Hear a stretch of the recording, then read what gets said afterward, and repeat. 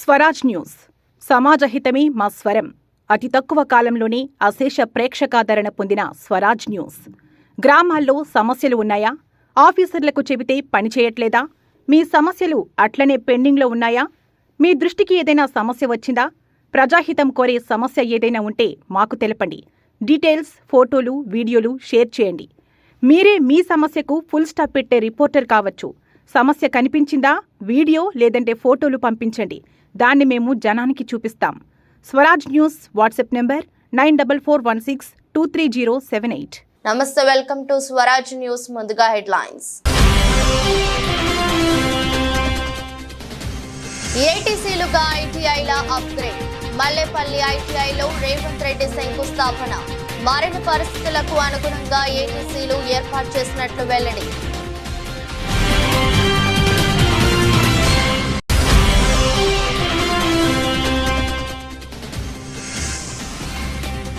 ఉప ముఖ్యమంత్రిగా పవన్ బాధ్యతల స్వీకరణ.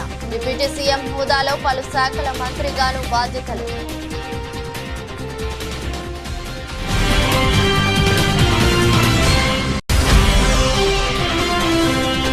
ఛత్తీస్గఢ్ విద్యుత్ కొనుగోలు విషయంపై కాంగ్రెస్ ప్రభుత్వానికి కౌంటర్ ఇచ్చిన మాజీ మంత్రి. విద్యుత్ కొనుగోలు చేసింది 7,000 కోట్లతో అయితే 6,000 కోట్లు ఎలా వెనవేసుకుంటారంటూ ప్రశ్నించిన జగదీష్ రెడ్డి.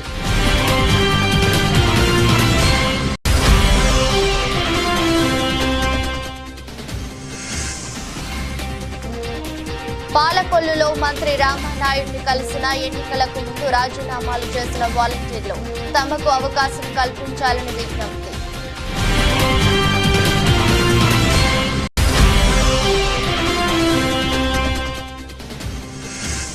పావో నుర్మి గేమ్స్ లో నీరజ్ చోప్రాకు స్వర్ణ పథకం. జావెలిన్ ను ఏకంగా 85.97 మీటర్లు విసిరి సత్తా చాటిన నీరజ్ చోప్రా.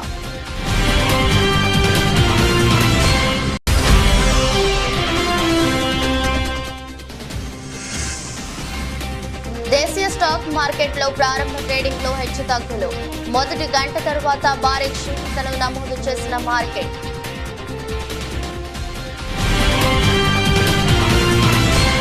సమాజం చాలా వేగంగా అధునాతన టెక్నాలజీ వైపు దూసుకెళ్తుందని తెలంగాణ ముఖ్యమంత్రి రేవంత్ రెడ్డి అన్నారు. మల్లేపల్లి ఐటీఐలో అడ్వాన్స్ ట్రైనింగ్ సెంటర్ల ఏటీసీకు ముఖ్యమంత్రి శంకుస్థాపన చేశారు. ఈ సందర్భంగా మాట్లాడుతూ యువతకు ఉపాధి అవకాశాలు కల్పించడమే తమ లక్ష్యమన్నారు. ప్రపంచ అవసరాలకు సరితూలిగేలా శిక్షణా కేంద్రాలు ఏర్పాటు చేసినట్లు చెప్పారు. మారిన పరిస్థితులకు అనుగుణంగా యువతను తీర్చిదిద్దేందుకు ఏటీసీలు ఏర్పాటు చేశామన్నారు. ప్రైవేటు రంగంలోని ఇతర ఉద్యోగాలు అందిపుచ్చుకోలేని పరిస్థితి నెలకొందన్నారు. సాంకేతిక నైపుణ్యం ఉంటే ప్రభుత్వం ఉద్యోగాల వైపు మాత్రమే చూడరని పేర్కొన్నారు. నైపుణ్యం లేకుండా కేవలం సర్టిఫికెట్ ఉంటే ప్రయోజనం లేదన్నారు. हमारे एमएलए साहब एमएलसी साहब से मैं एक ही बात कहना चाहता हूं, बहुत सारे लोग अपने भाई बहनों मिडिल ईस्ट कंट्रीज को जा रहे नौकरी के लिए, ढूंढते उधर जा रहे, यहाँ पर कुछ सीख रहे नहीं. कोई किसी ने कहा तो अरे अच्छा नौकरी मिलेगा, चलो मैं दिलाता हूँ, ले जा रहे, वहाँ छोड़ दे रहे, वहाँ पर कुछ नौकरी मिल रहा है नहीं, वहाँ पर उनको फिर वापस आके घर में शक्ल दिखाने के लिए भी मुश्किल हो जाके वहीं पर गुजार रहे, नहीं तो वहीं पर खुदकुशी कर ले रहे. इसीलिए आज मल्लेपल्ली में जो शुरुआत किए, यहाँ से अपने भाई बहनों जो भी मिडिल ईस्ट कंट्री में नौकरियों के लिए ढूंढ रहे, तड़प रहे, उन लोगों को यहाँ पर तजुर्बा देंगे, यहाँ पर जो सिखाना है सिखाएंगे. इस देश से मिडिल ईस्ट कंट्री को कोई भी जाएगा, सरकार जिम्मेदारी उठाएंगे, उनके नौकरी के लिए भरोसा देंगे. उनको वहाँ पर कुछ भी तकलीफ आए तो तेलंगाना सरकार उनके तरफ से वकालत लेके उनके तरफ से हम लड़ेंगे.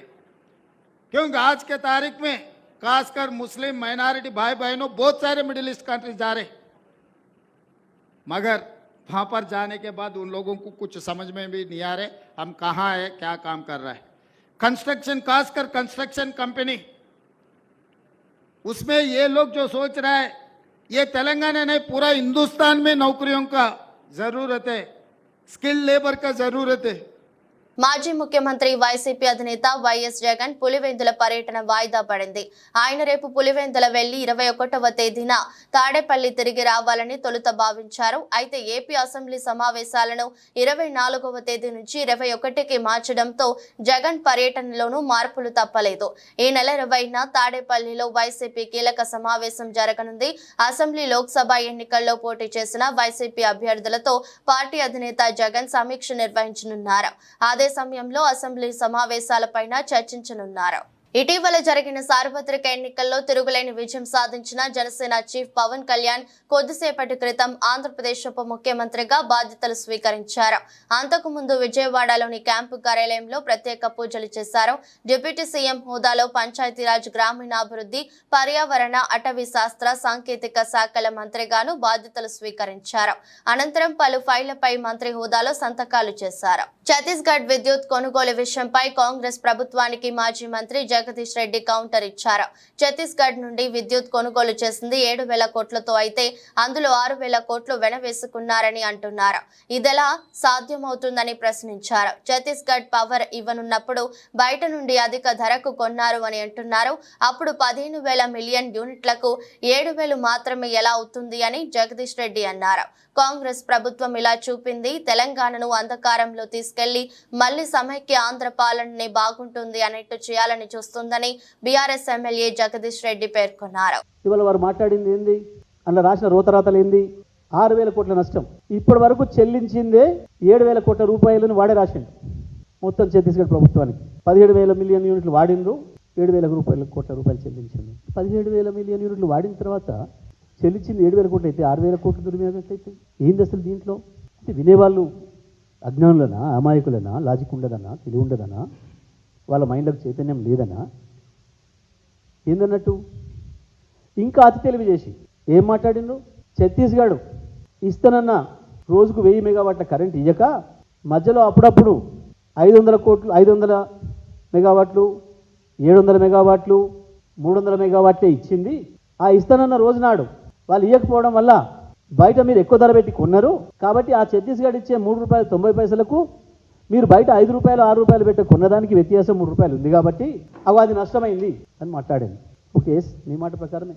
ఒకవేళ నువ్వు అదే కనుక నువ్వు ఆ స్టాండ్ మీద నిలబడితే నువ్వు ఛత్తీస్గఢ్ ఒప్పందం మొత్తమే వద్దు, ఒక్క యూనిట్ కూడా తీసుకోవాల్సింది కాకుండా అని మాట్లాడుతున్నారు. మరి తీసుకున్న 17,000 మిలియన్ యూనిట్లకు ఇలా కట్టింది 7,000 కోట్లు అయితే ఇదే ఒప్పందం లేకపోతే ఛత్తీస్గఢ్ నుంచి కరెంట్ తెచ్చుకోకపోతే ఆ 17,000 మిలియన్ యూనిట్లు ఇవాళ 15,000 కోట్ల రూపాయలు కట్టాల్సి వచ్చేది కదా, ఖర్చు పెట్టాల్సి వచ్చేది కదా. దాని మీద ఏం అతి తెలివి మాటలు మాట్లాడుతున్నారు? అసలు నీకు ఇవాళ నార్త్ నుంచి సౌత్కి వచ్చిన గ్రిడ్కు మనకు అలా వాటానే లేకపోతే ఇవాళ ఇంకా చీకటనే ఉండేది కదా. ఉత్తర భారతదేశం నుంచి కరెంటు మన దగ్గర తీసుకొచ్చుకోకపోతే, అందులో మన రాష్ట్రం హక్కు లేకపోతే ఏంది వీళ్ళ ఉద్దేశం? కేసీఆర్ కరెంటు తేవాల్సి లేకుండే, తెలంగాణ అట్లనే చీకట్లో ఉంచాల్సి ఉండే. ఈ కేసీఆర్ ఫెయిల్ అయింది కాబట్టి మళ్ళీ తీసుకుపోయి సమైక్యాంధ్రని కలిపితే బాగుండేది ఉండే. ఇప్పుడు మాట్లాడుతున్నారు కదా. ఎన్నికల సమయంలో రాజీనామాలు చేసిన వాలంటీర్లు మంత్రి నిమ్మల రామానాయుడును కలిశారు. పాలకొల్లులో మంత్రిని కలిసిన వాలంటీర్లు ఎన్నికలకు ముందు వైసీపీ నేతలు తమతో బలవంతంగా రాజీనామాలు చేయించారని వెల్లడించారు. ఉద్యోగాలు కోల్పోయిన తమకు అవకాశం కల్పించాలని విజ్ఞప్తి చేశారు. వాలంటీర్ల విన్నపం పట్ల మంత్రి నిమ్మల రామానాయుడు స్పందించారు. వైసీపీ నేతల మాటలు నమ్మిన వాలంటీర్లు ఉద్యోగాలు పోగొట్టుకున్నారని వ్యాఖ్యానించారు. నాడు రాజీనామాలు చేయొద్దు, వాలంటీర్ల వ్యవస్థను కొనసాగిస్తాం, జీతాలు కూడా పెంచుతామని పదే చెప్పినా తమ మాట వినలేదని రామానాయుడు అన్నారు. దీనిపై ప్రభుత్వం ఆలోచించి నిర్ణయం తీసుకుంటుందని తెలిపారు.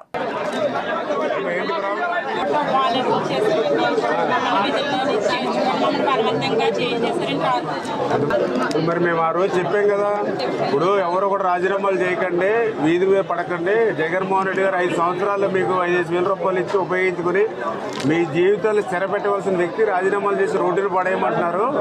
మళ్ళీ మేము వచ్చాక శాలరీలు పెంచుతాము, వ్యవస్థను కంటిన్యూ చేస్తామని చెప్పామా లేదా? అలాగే నేను కూడా గట్టిగా చెప్పాను కదా. మరి మా మాటలు నమ్మాలి కదా మీరు. వాళ్ళ బలవంతం చేస్తే, వాడు బెదిరించి చేస్తే మీరు కూడా మాకు కంప్లైంట్ ఇవ్వాలి కదా. నేను కూడా చెప్పాను ఆ రోజు, ఎవరినైనా బెదిరి ఇస్తే కంప్లైంట్ ఇవ్వండి అని చెప్పాను. మీరు ఎవరు ఇవ్వలేదు. మరి ఏం చేయాలో చూద్దాం. ఇంటింటికి వెళ్ళి ఏ వాలంటీర్ కలిగితే నేను చెప్పినా కూడా మీరు ఎక్కడ పెట్టలేదు. అది ఏం చేయాలో చూద్దాం. మరి అంటే మాట్లాడారు ఉన్నారు కదా, విన్నప్పుడు మీరు ఏం చేయాలి? మన ఎమ్మెల్యే గారు కంటే నమ్మకస్తులు మీకు ఎవరుంటారు ప్రపంచంలో? మీరు ఉన్నప్పుడు ఏం చేయాలి? మీరు వీళ్ళ మాటలు ఎక్కలేదు, ఎమ్మెల్యే గారు ఉన్నారు అని మనం ఉండాలి. మీరు ఎవరు చేయలేదు, మీరే చేశారు అనవసరంగా. టౌన్లో ఉంది, అక్కడక్కడే చేశారమ్మా, అందరూ చేయలేదు. ఇప్పుడు మీకులాగా స్టేట్లో చేసిన వాళ్ళు ఉన్నారు. అంటే ఇది పాలసీ మ్యాటర్. ఇది రాష్ట్రంలో ఏం చేయాలో ఆలోచిద్దాం. ఇటీవల జరిగిన ఎన్నికల్లో నవీన్ పట్నాయక్ పార్టీ బీజేడీ ఓటమి పాలైంది. ఒడిశాను సుదీర్ఘంగా పాలించిన నవీన్ సైతం ఓ స్థానంలో ఓడిపోయారు. గంజాం జిల్లాలోని హింజలి, బొలంగీర్ జిల్లాలోని కంటాబంజీ నుంచి పోటీ చేసిన ఆయన కంటాబంజీలో బీజేపీ అభ్యర్థి లక్ష్మణ్ బాగ్ చేతిలో ఓటమి పాలయ్యారు. హింజలి నుంచి గెలవడంతో ప్రమాణ స్వీకారం కోసం అసెంబ్లీకి వచ్చారు. ఈ క్రమంలో అందరినీ పలకరించి వెళ్తుండగా బీజేపీ ఎమ్మెల్యే లక్ష్మణ్ బాగ్ లేచి ఆయనకు నమస్కరించారు. అనంతరం తనను తాను పరిచయం చేసుకున్నారు. ఆ వెంటనే నవీన్ స్పందిస్తూ, ఓహో మీరేనా నన్ను ఓడించింది, మీకు అభినందనలు అని చెప్పారు. మాజీ సీఎం వ్యాఖ్యలకు సీఎం మోహన్ మార్షి, మంత్రులు, ఎమ్మెల్యేలు చిరునవ్వులు చెందించారు. తనను ఓడించిన అభ్యర్థిని పట్నాయక్ అభినందించడాన్ని చూసి ఒకంత ఆశ్చర్యానికి గురయ్యారు. వైరల్ అవుతున్న ఈ వీడియోపై నెటిజన్లు ప్రశంసలు కురిపిస్తున్నారు. ఇలాంటి ఆరోగ్యకరమైన రాజకీయాలు ఒక్క ఒడిశాకే పరిమితం కాకూడదని, దేశమంతా ఉంటే బాగుంటుందని కామెంట్లు పెడుతున్నారు.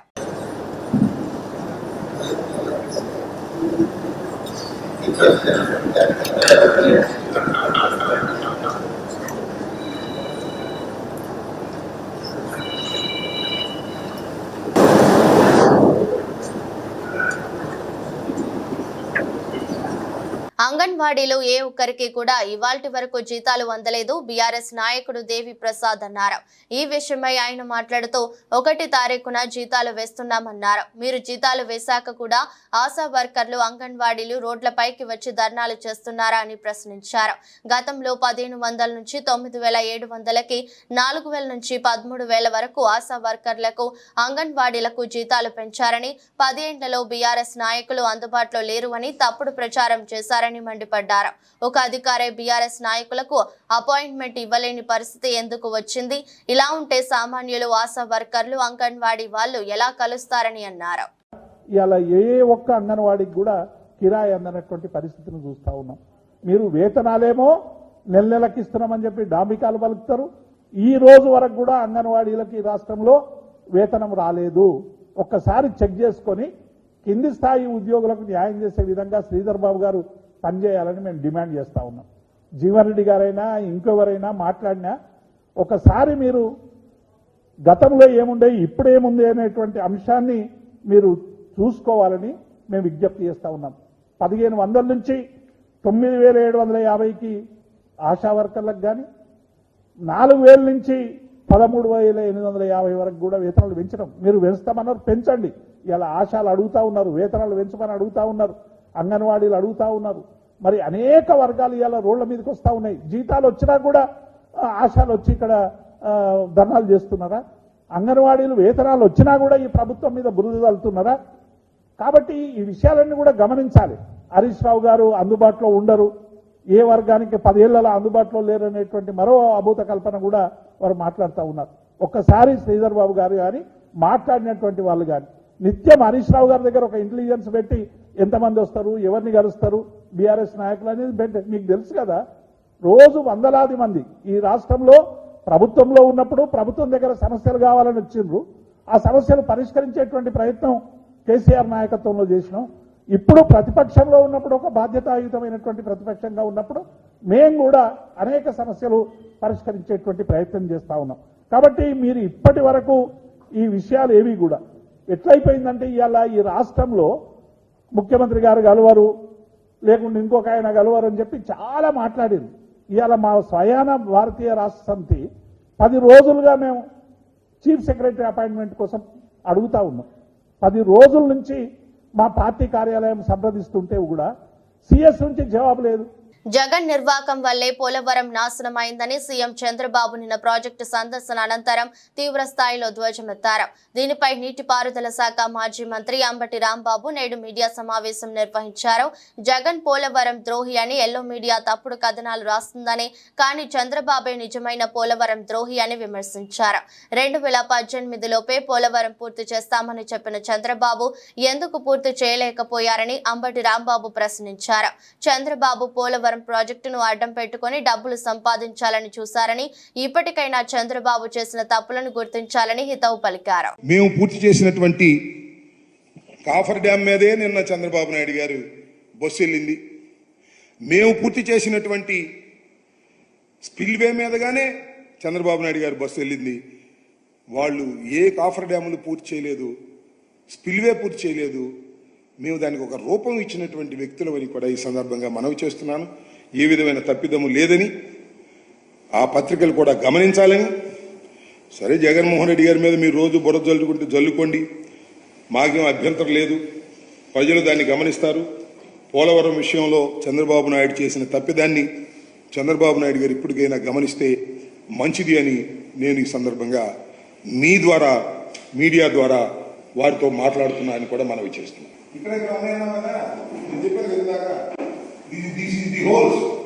వీటిని పోచాలంటే ఏజెన్సీ లేక పోచాలనుకున్నారు, తప్పు. That is wrong. నది డైవర్షన్ కంప్లీట్ కాలేదు. ఇది పోల్ చేస్తే మొత్తం 54 గ్రామాలు మునిగిపోతాయి. చరిత్రది రికార్డులో ఉంటది, చూడండి. అంటే ఏజెన్సీని మార్చడం వలన, ఈ పూర్తి చేయకపోవడం వలన ఇది కొట్టుకోవాలి. ఇది పూర్తి చేస్తే ఇది ఎవరిపోతే ఊళ్ళు పోతాయి. 54 గ్రామాలు మునిగిపోతాయి. 54 గ్రామాలు అల్లాడారు, వచ్చే రిప్రజెంటేషన్ ఇచ్చారు. I know as ex minister of irrigation. కాదని చెప్పానండి. అసలు నది డైవర్షన్ కంప్లీట్ కాకుండా హౌ యూ క్లోజ్ ది నది ప్రవాహాన్ని ఎలా క్లోజ్ చేస్తాం? ఇక్కడ క్లోజ్ చేస్తే నది ప్రవాహం రావాలి కదా, ఇటు వచ్చే అవకాశం లేదు కదా. నది డైవర్ట్ అయిన వాటర్ వెళ్ళిపోయి ఇటు వెళ్ళిపోద్ది. ఇటు నుంచి నీరు రాదు, ఇటు నుంచి. ఈ సీపేజ్లో ఉన్నాయి ఇప్పుడు విపరీతమైన సీపేజ్ వస్తుంది. దానికి ఏదో నుంచి, ఎందుకంటే దాని గ్యారంటీ అనేది 3 సంవత్సరాలే. ఇప్పుడు 6 సంవత్సరాలు అయింది వేసి. సో ప్రమాదం ముంచుకొస్తుంది. దీన్ని కేవలం చంద్రబాబు నాయుడు గారి తప్పిదం వల్ల తప్ప మరొకటి కాదు. జగన్మోహన్ రెడ్డి గారి ప్రభుత్వం కానీ మేము కానీ ఏ విధమైన తప్పిదము చేయలేదనేది చాలా స్పష్టంగా చెప్పదలుచుకున్నాను. పవన్ కళ్యాణ్ చెప్పినట్టు వాలంటీర్ల ద్వారా కనపడకుండా పోయిన 32,000 మంది ఆడపిల్లలను ఇప్పుడు పవన్ కళ్యాణ్ వెంటనే అధికారాన్ని ఉపయోగించి పట్టుకుని వాళ్ల కుటుంబానికి అప్పచెప్పి తన మాటల్లోని చిత్తశుద్ధిని నిరూపించుకోవాలని జడా శ్రవణ్ కోరారు. ఈ విషయమై ఆయన మీడియా సమావేశం నిర్వహించారు. గత ప్రభుత్వంలో 5 సంవత్సరాల్లో వాలంటీర్ల ద్వారా 32,000 ఆడపిల్లలు అదృశ్యం కాబట్టారు. 32,000 మంది. ఈ 32,000 మందికి అదృశ్యం అవడానికి కారణం వాలంటీర్. ఇది as per honourable deputy chief minister statement. So I'm requesting honourable deputy chief minister Shri Pawan Kalyan గారు, 32,000 మంది ఎవరైతే గత ప్రభుత్వంలో వాలంటీర్ల ద్వారా మాయం కాబడ్డారో ఈ 32,000 మందిని తొందరగా వెతికి పట్టుకొని వాళ్ళ కుటుంబాలకు అప్పచెపుతారు అని అయితే నేను భావిస్తున్నా. ఎందుకంటే హోమ్ మినిస్టర్ కూడా, సెంట్రల్ హోమ్ మినిస్టర్ కూడా కాన్ఫిడెన్షియల్గా మీతో చెప్పినటువంటి అంశాలు ఇప్పుడు గౌరవ హోమ్ మినిస్టర్ కూడా మీ ప్రభుత్వంలోనే ఉన్నారు కాబట్టి, కేంద్రంలో మీ ప్రభుత్వమే అధికారంలో ఉంది కాబట్టి ఈ 32,000 మందిని వీలైనంత తొందరగా అప్పజెప్పి వాళ్ళ కుటుంబాలకు ఇవ్వగలిగితే హానరబుల్ డిప్యూటీ చీఫ్ మినిస్టర్గా మీ యొక్క గౌరవం అత్యున్నతంగా పెరుగుతుంది. సో ఏ రోజుకు ఆ రోజు ఒక స్పెషల్ టాస్క్ ఫోర్స్ పెట్టి ఈ 32,000 మంది మిస్సింగ్ కేసెస్లో, అంటే ఎవరైతే వాలంటీర్ల ద్వారా వీళ్ళందరూ అక్రమంగా రవాణా చేయబడ్డారో, ఈ అక్రమంగా రవాణా చేయబడిన ప్రతి ఆడపిల్ల, ప్రతి వాలంటీర్, దీనికి కారణమైన ప్రతి వాలంటీర్ మీద కేసు పెట్టాలి. అట్ ది సేమ్ టైం ప్రతి బిడ్డని కూడా ఆ కుటుంబానికి అప్పచెప్పాలి. మెదక్ జిల్లా రామాయంపేట బీజేపీ నాయకులు దామోదర్ రావు, నవతు రాజులు రామాయంపేటలో ఏర్పాటు చేసిన విలేకరుల సమావేశంలో మాట్లాడుతూ, మెదక్ జిల్లా కేంద్రంలో జరిగిన గోవధ, గో సంరక్షణ కోసం సంఘ్ పరివార్ బంధువులు, ప్రజలు సంరక్షించడానికి జరిగిన ఘర్షణలో హిందూ బంధువులకు మైనార్టీ వర్గాల రాళ్లు, దెబ్బలు, కత్తిపోట్లు జరగగా గోవులను సంరక్షించిన బాధితులపై లాఠీ చార్జ్ చేయడం ఎంతవరకు సమంజసమని ప్రశ్నించారు. హిందువుల పవిత్ర దైవంగా భావించారు భావించే గోమాతను చట్టవిరుద్ధంగా సుప్రీంకోర్టు ఇచ్చిన ఉత్తర్వులను కూడా ఖాతరు చేయని వారిపై చర్యలు తీసుకోకుండా గోవులను కాపాడిన వారిపై కేసులు పెట్టడం కాంగ్రెస్ ప్రభుత్వం పోలీసులది సరికాదన్నారు. అసలు సమస్య మాట్లాడవలసిన రామాయంపేట కాంగ్రెస్ నాయకులు హిందువులపై ఏమాత్రం జాలి చూపించకుండా మైనార్టీ వర్గాలకే వత్తాసు పలుకుతూ ప్రెస్ మీట్ ఇచ్చారన్నారు. ఐకమత్యం లేని కాంగ్రెస్ పార్టీ 3 చోట్ల వేరువేరు వర్గాలతో మెదక్ ప్రజలు ఐకమత్యంగా ఉండాలనుకోవడం హాస్యాస్పదమన్నారు. ఆయన మాట్లాడింది సరియైన విధానమే అయినా ముస్లిం మైనార్టీల ఓటు దండుకోవడానికి హిందువుల మనోభావాలను దెబ్బతీస్తున్నాయన్నారు. ఈ రోజు హిందువుల ఆరాధ్య దైవం అన్నటువంటి గోమాత హిందువులకు తల్లి లాంటిది ఆవు. అటువంటి ఆవులను సుమారు 70 ఆవులను ఈ యొక్క ముస్లిం సోదరులు రంజాన్ పండుగ కోసము బక్రీద్ పండుగ కోసము వాటిని తీసుకొని వస్తుంటే ప్రొటెక్ట్ చేయడం విషయంలో వెళ్తే హిందూ సోదరుల పైన రాళ్ల దాడి, అదేవిధంగా కత్తులతో, అదేవిధంగా కేసులు, లాఠీ చార్జ్ అవన్నీ కూడా జరిగిన విషయాన్ని నిన్న ప్రెస్ మీట్లో ఎక్కడ కూడా కాంగ్రెస్ నాయకులు ఎక్కడ కూడా ప్రస్తావించలేదు. కేవలం మైనార్టీ సోదరుల మెప్పు కోసం మాత్రమే నిన్న ప్రెస్ మీట్ ఏర్పాటు చేసిర్రు. దాన్ని మేము హిందూ సోదరుల మనోభావాలను ఎక్కడ కూడా దృష్టిలోకి తీసుకోకుండా మైనార్టీలను అదేవిధంగా మైనార్టీ సోదరుల మెప్పు కోసం తీసుకుని అదేవిధంగా మన పంజ విజయ్ అన్నను టార్గెట్ చేసిన విషయాన్ని మేము భారతీయ జనతా పార్టీ తరఫున పూర్తిగా ఖండిస్తూ ఉన్నాం. ఎందుకంటే ఈరోజు ప్రపంచ దేశాలు, మన దేశం కాకుండా ప్రపంచ దేశాలన్నీ కూడా మన సంస్కృతిని, మన హిందూ సంస్కృతిని, మన తల్లి గోమాతను ఆరాధ్య దైవంగా పూజిస్తున్నాం. ఈరోజు వాళ్ళు ప్రధానంగా ఈ యొక్క కుట్రలను ప్రధాన కారణం భారతీయ జనతా పార్టీ అని సంబోధించారు. భారతీయ జనతా పార్టీ ఎక్కడ కూడా అందరూ బాగుండాలనే కోణంలోనే ఆలోచన చేస్తుంటుంది. ముందు సమస్య ఎక్కడొచ్చింది అనేది కాంగ్రెస్ పార్టీ నాయకులు దృష్టిలో ఉంచుకోవాలి. అదేవిధంగా మత ఘర్షణలు, అదేవిధంగా వీళ్ళు ఏదైతే మాట్లాడిరో భారతీయ జనతా పార్టీని దూషించిరో దాన్ని పూర్తిగా మేము ఖండిస్తూ ఉన్నాము. కాంగ్రెస్ పార్టీ నాయకులు ముఖ్యంగా గుర్తుంచుకోవాలి, ఈరోజు పంజ విజయ్ కుమార్ గారిని దూషించడం, అభ్యంతరకర వ్యాఖ్యలు చేయడాన్ని భారతీయ జనతా పార్టీ నాయకులను ఎక్కడ కూడా తిరగనీయము అని చెప్పేసి కాంగ్రెస్ పార్టీ నాయకులు మాట్లాడడం జరిగింది. మేము ఎవరికి కూడా వ్యతిరేకం కాదు. కాకినాడ జిల్లా ప్రతిపాడు నియోజకవర్గం ప్రతిపాడు మండలం ప్రతిపాడులో నేడు ప్రపంచ సికిల్ సెల్ డే సందర్భంగా సిహెచ్సి వైద్య సిబ్బంది ర్యాలీ. హాస్పిటల్ సూపరింటెండెంట్ సౌమ్య మాట్లాడుతూ సికిల్ సెల్ పట్ల తీసుకోవాల్సిన పలు జాగ్రత్తలు, సేఫ్టీ ప్రికాషన్స్ తెలియజేశారు. అసలు ఈ సికిల్ సెల్ ఎనీమియా అంటే ఏంటంటే మనకు మామూలుగా మన రెడ్ బ్లడ్ సెల్స్ ఉంటాయి, ఎర్ర రక్త కణాలు, అవి యూజువల్గా డిస్క్ షేప్లో ఉంటాయి, రౌండ్గా ఉంటాయి. అయితే ఈ సికిల్ సెల్ డిసీజ్ జెనెటిక్గా వస్తుంది అనమాట. అయితే ఈ షేప్లోకి వెళ్ళిపోతాయి, ఒకసారి కొడవలి షేప్లోకి అయిపోతాయి, ఇలాగా కొడవలి షేప్లోకి ఈ డిస్క్ షేప్ కాస్త ఈ కొడవలి షేప్లోకి వెళ్ళిపోతాయి. ఈ కొడవలి షేప్లో వెళ్ళిపోవటం వల్ల ఏమవుతుంది, మామూలుగా అయితే మన లోపల బ్లడ్ వెజల్స్లోకి రక్తం ఫ్రీగా వెళ్తూ ఉంటుంది, అన్ని ఆర్గన్స్కి ఫ్రీగా వెళ్తుంది. ఇలా అయిపోవటం వల్ల ఏమవుతుందంటే దాని ఫ్లెక్సిబిలిటీ తగ్గిపోయి ఎక్కడికక్కడ మామూలుగా 120 రోజులకి మన రెడ్ బ్లడ్ సెల్స్ మళ్ళీ కొత్తవి ఉత్పత్తి అవుతూ ఉంటాయి. కానీ ఇలా అయిపోవటం వల్ల ఏంటంటే దీని లైఫ్ స్పాన్ కూడా తగ్గిపోయి తొందరగానే బ్రేక్ అయిపోతూ ఉంటాయి అన్నమాట. ఈ బ్రేక్ అయిపోవటం వల్ల ఏమవుతుంది, మనకి శరీరంలో ఉన్నటువంటి ఆర్గన్స్కి సరైనటువంటి ఆక్సిజన్ అందదు. ఆక్సిజన్ అందకపోవటం వల్ల ఏమవుతుంది, ఆర్గన్స్ అన్నీ కూడా డ్యామేజ్ అవుతాయి. హీమోగ్లోబిన్లో ఉండేటువంటి చైన్స్లో ఇది జెనెటిక్గా ఉండేటువంటి డిఫార్మిటీ అనమాట, జెనెటిక్గా వచ్చేటువంటి డిసీజ్. సో దీనికి మనం ఎందుకు ఇంత అవేర్నెస్ క్రియేట్ చేస్తున్నాము అని అంటే, మనకి చిన్నపిల్లల్లో పుట్టినప్పుడే వస్తుంది. ఎలాగా, తల్లికి తండ్రికి ఉంటేనే బిడ్డకు వస్తుంది. బీహార్లో షాకింగ్ ఘటన వెలుగు చూసింది. ఆరారియా జిల్లాలో బక్రా నదిపై 12 కోట్ల వ్యయంతో నిర్మించిన ఓ కాంక్రీట్ బ్రిడ్జి ప్రారంభించక ముందే కూలిపోయింది. నది ప్రవాహం పెరగడంతో కొంత భాగం కుప్పకూలింది. కూలిపోయిన భాగం నది మధ్యలో ఉండగా ఒడ్డున నిర్మించిన భాగం చెక్కు చెదరకుండా నిలబడింది. నదిపై బ్రిడ్జి ఒక వైపునకు వంగిపోయిందనే సమాచారం అందుకున్న స్థానికులు పెద్ద సంఖ్యలో అక్కడికి వెళ్లారు. అందరూ చూస్తుండగానే క్షణాల్లోనే బ్రిడ్జి విరిగిపోయి నీటిలో పడింది. ఇందుకు సంబంధించిన దృశ్యాలను స్థానికులు తమ సెల్ ఫోన్లలో బంధించారు. ఈ ఘటనలో ఎవరికి గాయాలు కాలేదు. కాగా కుర్సకాంత శక్తి ప్రాంతాల మధ్య ప్రయాణ సౌలభ్యం కోసం ఈ బ్రిడ్జి నిర్మించారు. కనీసం ప్రారంభోత్సవం కూడా కాకముందే బ్రిడ్జి కూలిపోవడంపై శక్తి ఎమ్మెల్యే విజయ్ కుమార్ విస్మయానికి గురయ్యారు. నిర్మాణ సంస్థ యాజమాన్యం నిర్లక్ష్యం కారణంగానే ఈ బ్రిడ్జి కూలిపోయిందని విచారణ జరపాలని ఆయన డిమాండ్ చేశారు. జూనియర్ ఎన్టీఆర్ నటిస్తున్న భారీ యాక్షన్ ఎంటర్టైనర్ దేవరా మీదే ప్రస్తుతం అందరి దృష్టి ఉంది. RRR తర్వాత వస్తున్న తారక్ సినిమా కావడంతో ప్రేక్షకులు అభిమానులు ఈ సినిమా కోసం ఆసక్తిగా ఎదురు చూస్తున్నారు. అతిలోక సుందరి శ్రీదేవి కుమార్తె జాన్వీ కపూర్ నటిస్తున్న తొలి తెలుగు చిత్రం ఇదే కావడం మరో ముఖ్య కారణం. దర్శకుడు కొరటాల శివ ఓ అద్భుత చిత్రంగా దేవరను తీర్చిదిద్దుతున్నారు. ఇటీవలే గోవాలో ఎన్టీఆర్ సైఫ్ అలీ ఖాన్ మీద ఓ భారీ యాక్షన్ సీక్వెన్స్ చిత్రీకరించారు. గోవాలో భారీ వర్షం కురుస్తున్న వేణుకడుగు వేయకుండా రాజీ పడకుండా ఈ ఫైట్ చిత్రీకరించడం గమనార్హం. త్వరలో థాయిలాండ్ లో ఎన్టీఆర్ జాన్వీ కపూర్ మీద ఓ మెలోడియస్ సాంగ్ ను చిత్రీకరించడానికి ప్లాన్ చేస్తున్నారు. యువసుధ ఆర్ట్స్, ఎన్టీఆర్ ఆర్ట్స్ సంస్థలు సంయుక్తంగా నిర్మిస్తున్న దేవరా చిత్రం 2 భాగాలుగా విడుదల కానుంది. టోక్యో ఒలింపిక్ గోల్డ్ మెడల్ విజేత భారత star javelin thrower Neeraj Chopra పావు నుర్మి గేమ్స్ లో స్వర్ణ పతాకాన్ని గెలుచుకున్నారు.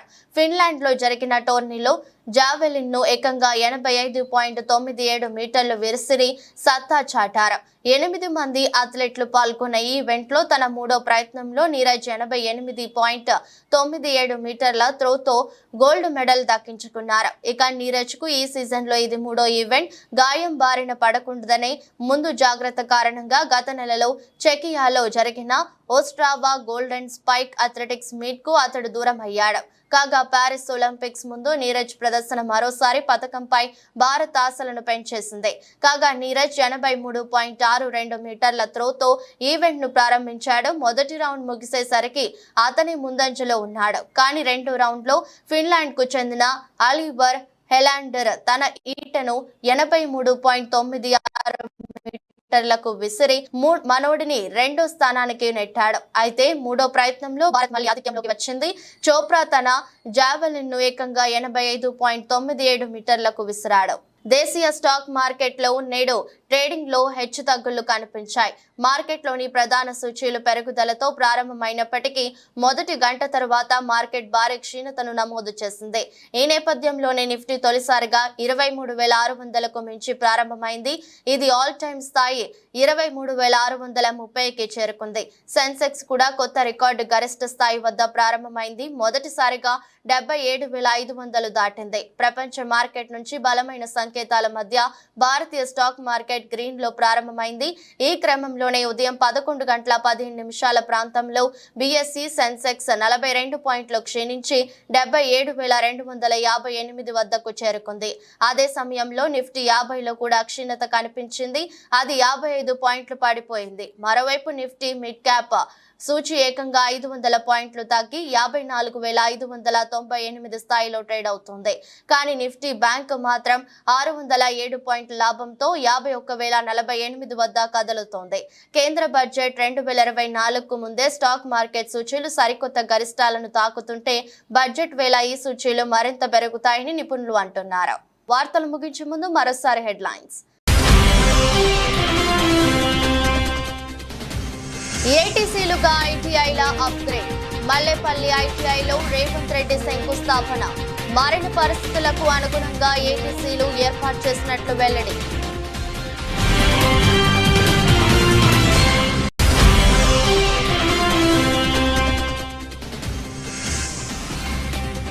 ఉప ముఖ్యమంత్రిగా పవన్ బాధ్యతల స్వీకరణ. డిప్యూటీ సీఎం హోదాలో పలు శాఖల మంత్రిగాను బాధ్యతలు.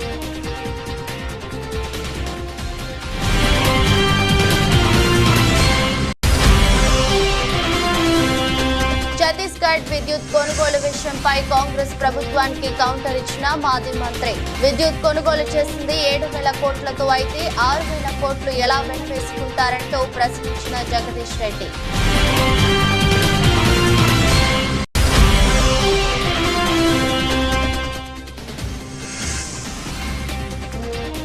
పాలకొల్లులో మంత్రి రామానాయుడిని కలిసిన ఎన్నికలకు ముందు రాజీనామాలు చేసిన వాలంటీర్లు తమకు అవకాశం కల్పించాలని విజ్ఞప్తి.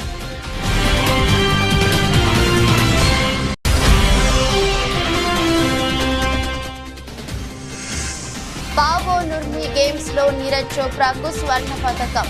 జావెలిన్ ను ఏకంగా 85.97 మీటర్లు విసిరి సత్తా చాటిన నీరజ్ చోప్రా.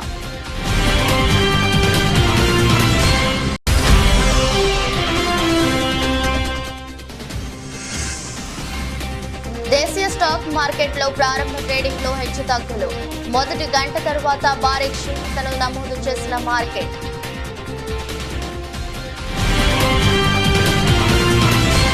ఇది బులెటిన్. మరో బులెటిన్లో మళ్ళీ కలుద్దాం. అంతవరకు సెలవు. నమస్కారం.